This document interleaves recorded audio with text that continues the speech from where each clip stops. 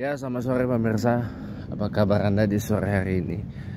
Hari Kamis 28 Agustus 2025. Ya, walaupun HP saya baru beberapa hari jatuh. Ya, jatuh lagi. Tapi alhamdulillah suaranya masih ada, teman-teman. Ya. Suara dari speakernya masih ada. Nah, teman-teman semua, langsung aja kita bakal bicara masih tentang financial quotient, dan ini adalah part ketiga atau bagian ketiga dari metacognition dan juga yang hubungannya dengan financial quotient itu sendiri ya. Dan ini adalah kesimpulannya, teman-teman. Setelah kita kemarin bahas panjang banget itu, ini kesimpulannya. Jadi kesimpulannya adalah metacognition itu artinya adalah kemampuan kita menilai diri sendiri. Pada intinya itu kemampuan kita untuk ngaca kepada diri sendiri. Jadi look at the mirror of ourselves gitu loh. Looking at the mirror for ourselves gitu loh. Kita menilai diri kita sendiri gitu loh. Kita nih ibarat kata kalau dalam bahasa agama Islam itu menghisap diri sendiri gitu loh. Menghitung diri sendiri gitu.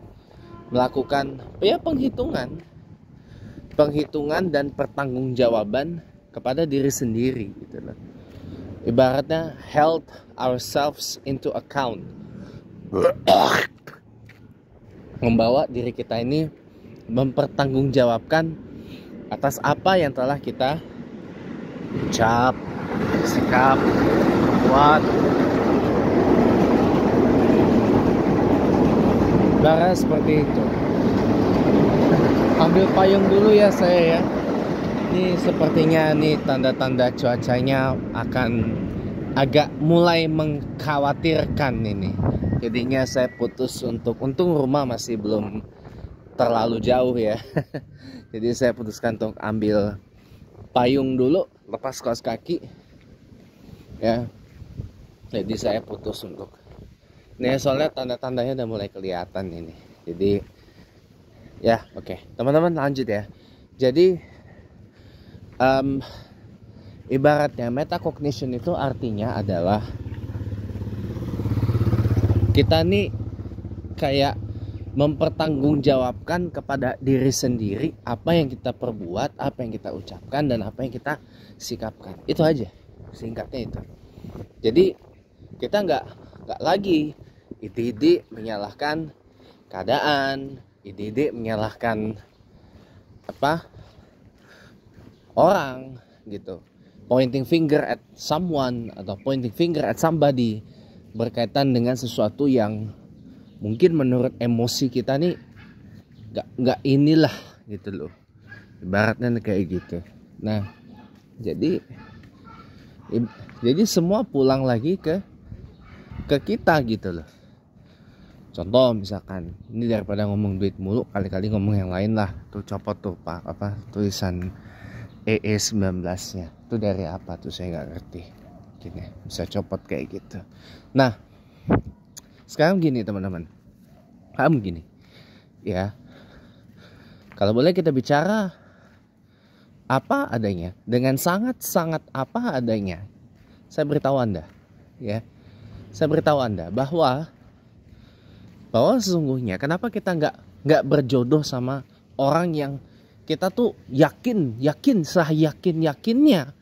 kita sepede-pedenya orang itu tuh jodoh kita dunia akhirat gitu loh, ibaratnya seperti itu. Tapi ternyata nggak berjodoh sama kita. Kenapa? Kita nggak perlu menyalahkan, oh karena orang tuanya gini lah, atau karena anehnya gini dan sebagainya gitu loh. Bisa jadi karena kitanya ya emang nggak mengizinkan diri kita berjodoh sama orang yang kita anggap sebagai jodoh dunia akhirat itu. Begitupun sebaliknya, dia nggak mengizinkan diri dia berjodoh dengan orang yang dengan kita. Itu aja, simple.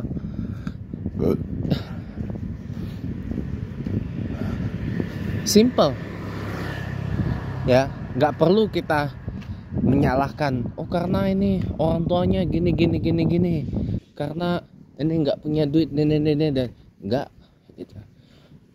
Maaf, kita break bentar ya teman-teman ya, karena mau ambil payung pas socks, karena ini tanda-tanda cuacanya sudah agak mengkhawatirkan saya. Oke, welcome back teman-teman, selamat datang kembali. Payungnya udah saya ambil, alhamdulillah, ada di kantong celana, dan saya juga udah lepas socks, kaos kaki. Soalnya nih cuacanya agak mengkhawatirkan tadi itu, makanya jadi saya putus untuk putar balik dulu, balik lagi ke rumah. Nah teman-teman, jadi lanjut ya. Ibaratnya jodoh ya, kata kalau metacognition ini pakai buat jodoh. Misalkan kita yakin nih, wah nih orang nih jodoh terbaik, the best kita dunia akhirat gitu. Dia cantik, dia ganteng, dia kaya, dia baik, soleh, soleha, bukan solehot ya, soleha, soleha, rupawan, baik dan sebagainya. Wah pokoknya semua yang baik-baik lah yang diucapin lah gitu. Tapi kenapa Pak nggak berjodoh? Ya karena diri kita sendiri nggak mengizinkan untuk berjodoh dengan orang yang kita anggap sebagai jodoh itu. Nggak mengizinkan. Ya kan? Karena diri kita sendirinya nggak mengizinkan, we are not allowed ourselves untuk berjodoh ya. Karena kita nggak mengizinkan diri kita untuk berjodoh, dan yang kita anggap sebagai jodoh juga nggak mengizinkan diri dia berjodoh sama kita, ya sudah ya, berarti bukan kesalahan. Ngapain nunjuk ke sana, kamu nih gimana nih, kamu udah menyalahkan orang, nyalahin orang tuanya, nyalahin keluarga, nyalahin semua tuh tergantung diri kita ngizinin nggak berjodoh ya. Walau sebaik apapun ya, sebaik apapun orang, tetap aja akan kembali lagi ke dirinya mengizinkan nggak berjodoh ya, sekalipun sama-sama baik. Tapi apakah dirinya mengizinkan nggak untuk berjodoh?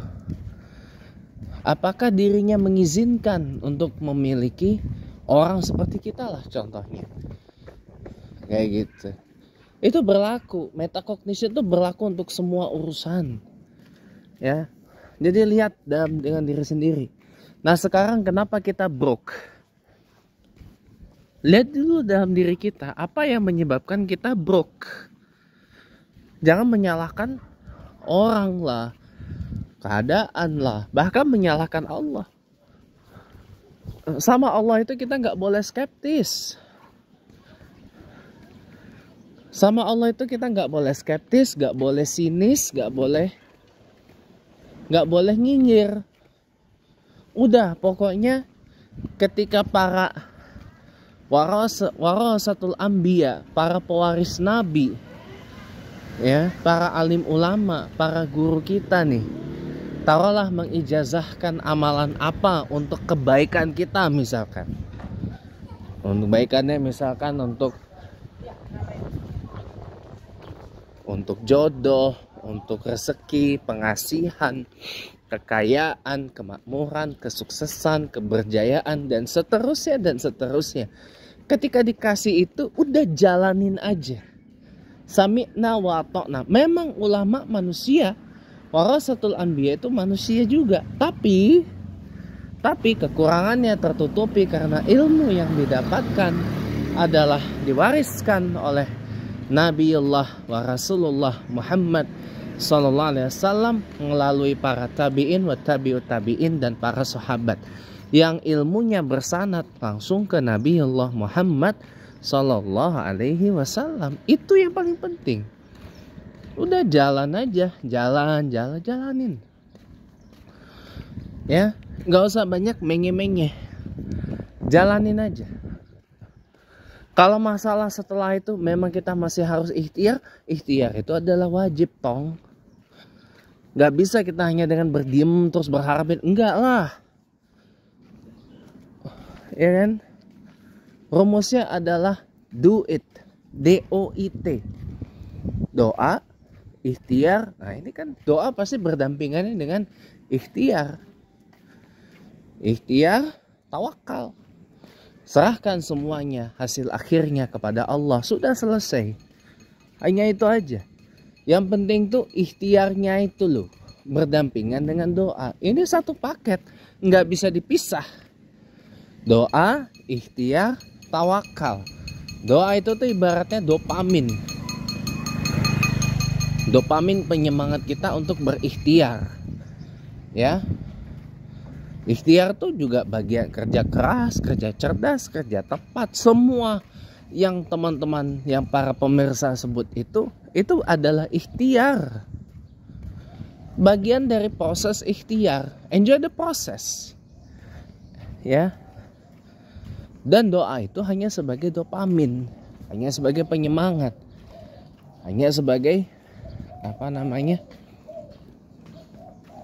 sebagai pemantik kita tuh bersemangat berikhtiar, gitu loh. Dan hasil akhirnya biar Allah yang menentukan, bukan kita. Manusia berencana, Allah berkehendak. Contoh, kita baru ditinggal wafat almarhumah Po Alpa yang katanya mau umroh dengan Bang Ali Zainal yang dulu pernah kesini nih ke Al Karim bawain acara iNews ya, Cahaya Hati Indonesia, pernah syuting di situ. Hostnya beliau Syekh Ali Zainal Abidin ya. Tapi Allah punya kehendak lain. Jauh sebelum rencana umroh itu come to fruition, Po Alpanya dipanggil pulang oleh Allah Subhanahu wa taala pada hari Jumat pekan lalu. Hari Jumat minggu lalu. Ya. Tanggal berapa tuh?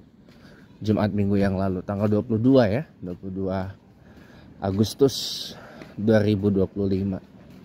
Ya, insyaallah husnul khotimah lah untuk almarhumah Po Alpa, almarhumah Nina Niman ya, Nina binti Niman ya.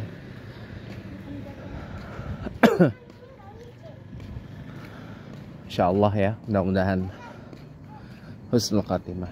Karena saya tahu beliau orang yang sangat baik gitu. Itu teman-teman, manusia berencana, Allah yang berkehendak. Udah pokoknya udah ikhtiar baru tawakal. Stepnya memang begitu. Ya, jangan dalam proses ikhtiar ini banyak ngeluh, jangan. Memang dalam banyak ikhtiar ini obstacle-nya banyak. Rintangannya banyak, challenges-nya banyak. Apa juga banyak, hambatannya juga banyak. Ya, dinamikanya banyak. Dan hal-hal yang lain pun juga banyak. Tapi innallaha ma'as sabirin, bahwa sesungguhnya Allah bersama orang-orang yang sabar. Dan Allah tuh juga maha penyabar. Kalau kita sudah mengamalkan nih, diamalkan ijazah apa gitu misalkan, rutin tiap hari,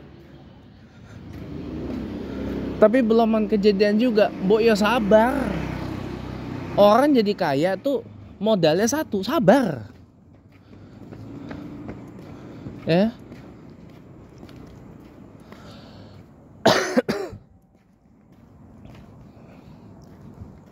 Orang mau bisa apa-apa itu modalnya cuma satu, sabar.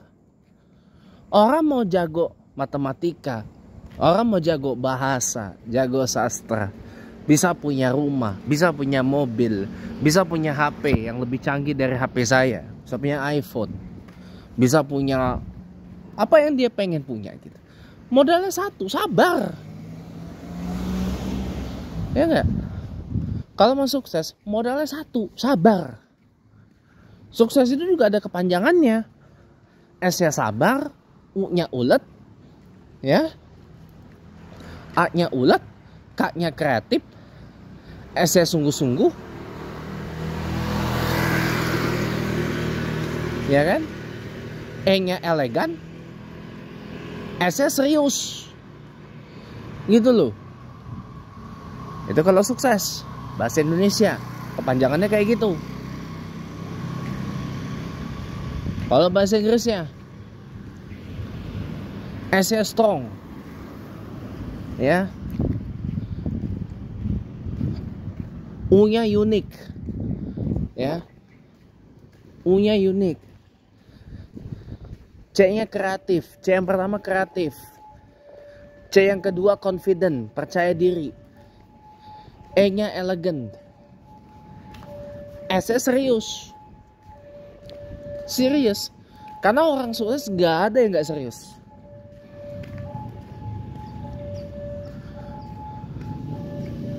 E-nya juga bisa kita artikan sebagai apa? Patient. Sabar. Gak ada orang sukses gak sabaran. Gak ada, teman-teman. Bendera merah putih aja dijahit sampai sebegitu cantiknya. Dan kita kibarkan setiap bulan Agustus. Ya. Dijahit oleh Ibu Fatmawati Soekarno, ya, didapat dari kain yang didapat dari orang Jepang, ya, itu pun juga dijahit biar indah seperti ini tuh didapat dengan sabar, gitu loh. Kita mendapat kemerdekaan aja itu modalnya juga sabar. Gak ada orang meraih kemerdekaan itu tidak dengan kesabaran. Gak ada, teman-teman.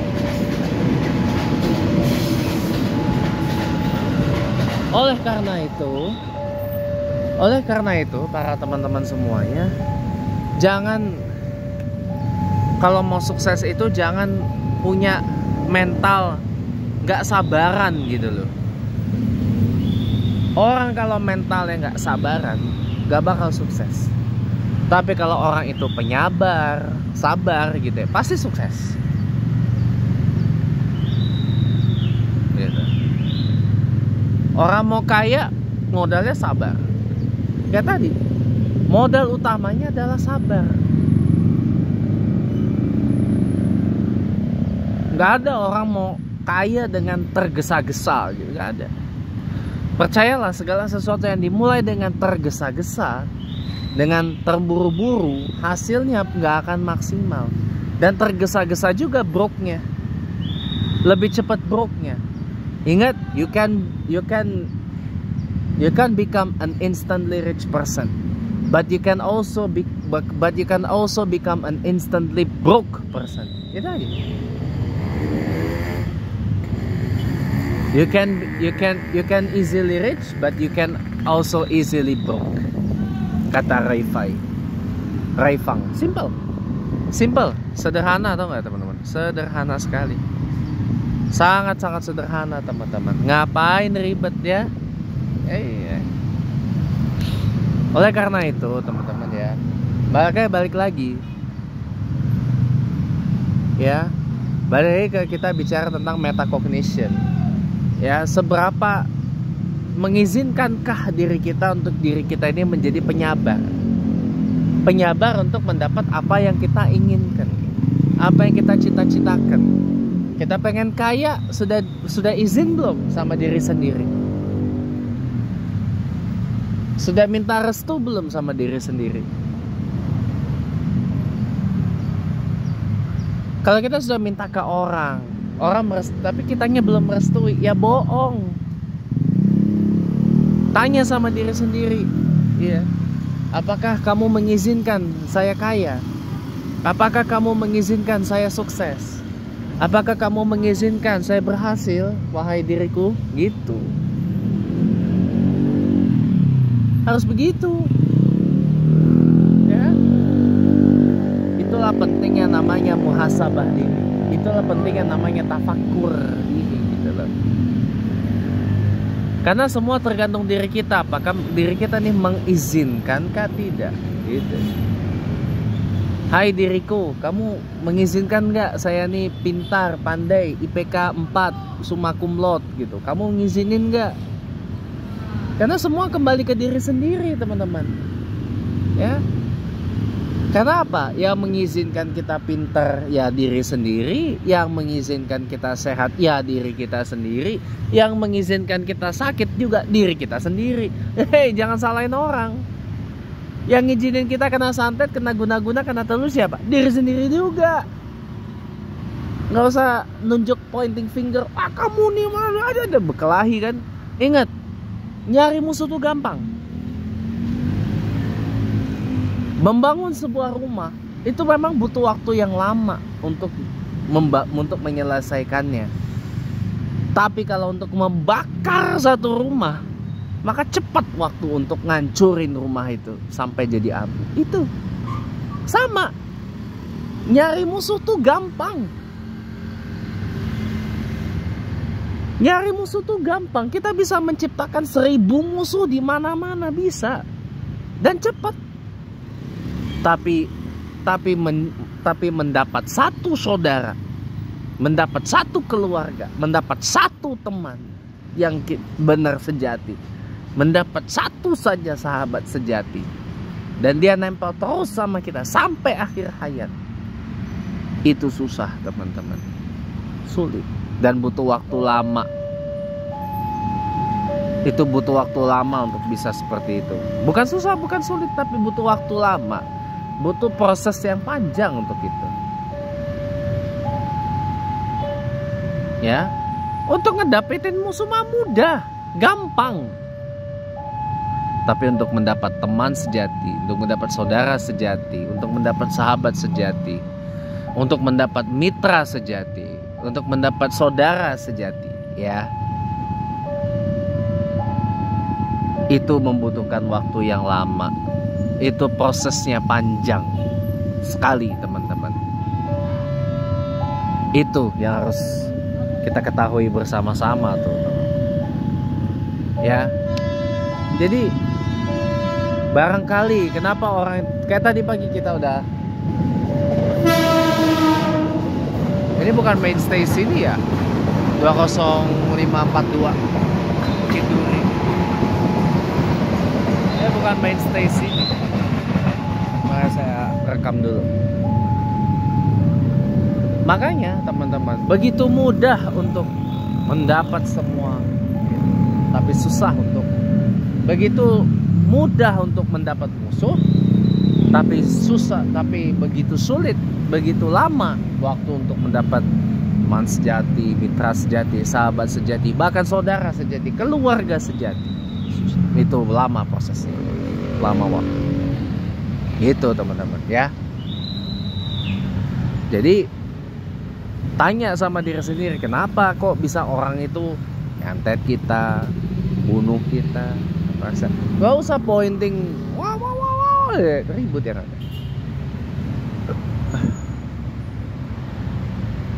Ya. Atau orang menyalahkan pemerintah gara-gara wah. Oh, kalau gaji PNS naik nanti akan timbul kecemburuan sosial, kata DPR. Nah, ini gimana investor mau masuk kalau ini kayak gini? Lah, lihat dulu ininya. Situ punya borok apa kagak yang menghambat investor, yang bikin apa kecemburuan sosial itu di mana? Itu baru namanya metacognition. Ya. Itu perlu biar kita nggak tiap hari cognitive dissonance terus, mengalami disonansi kognitif terus gitu. Ya, saya kira itu aja kesimpulannya.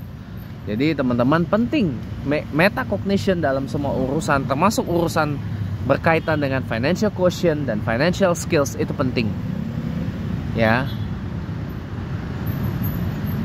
Jadi nggak perlu kita ide-ide menyalahkan atau tumbalin atau apa segala, atau nyakitin orang. Nyakitin orang gampang, tapi nyenengin orang susah. Ya, ngebenci orang gampang, tapi nyukain orang susah. Ya, ngebikin orang menderita gampang, tapi ngebikin orang bahagia susah. Dalam arti yang sebenarnya loh, ini bukan dalam arti pura-pura, ya, gitu. Makanya sering-seringlah bertanya kepada diri sendiri. Sering-seringlah lihat diri sendiri. Kalau ada roadblock yang menghalang kita nih, buang. Minta bantuan profesional. Buang ini semua roadblock. kebuka jalan jadi kaya. Kalau memang Allah menghendaki kita kaya besok atau kaya hari ini, innama amriza arada syai'an ayaqula lahu kun fayakun. Kita nggak bisa nolak. Kenapa? Karena Allah menilai kita sudah mengizinkan diri kita untuk kaya hari ini. Gitu.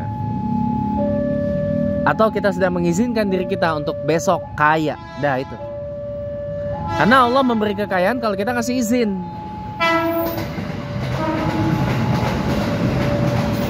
Ke diri kita untuk dikayakan oleh Allah. Allah akan mengubah kita dari tadinya nggak baik jadi baik kalau diri kita mengizinkan Allah membaikkan diri kita. Itu aja simpel. Jadi tanya sama diri sendiri. Harus sering-sering melakukan interaksi dengan diri sendiri, ya. Gitu. Saya kira demikian. Terima kasih dan sampai ketemu lagi pada waktu-waktu yang akan datang.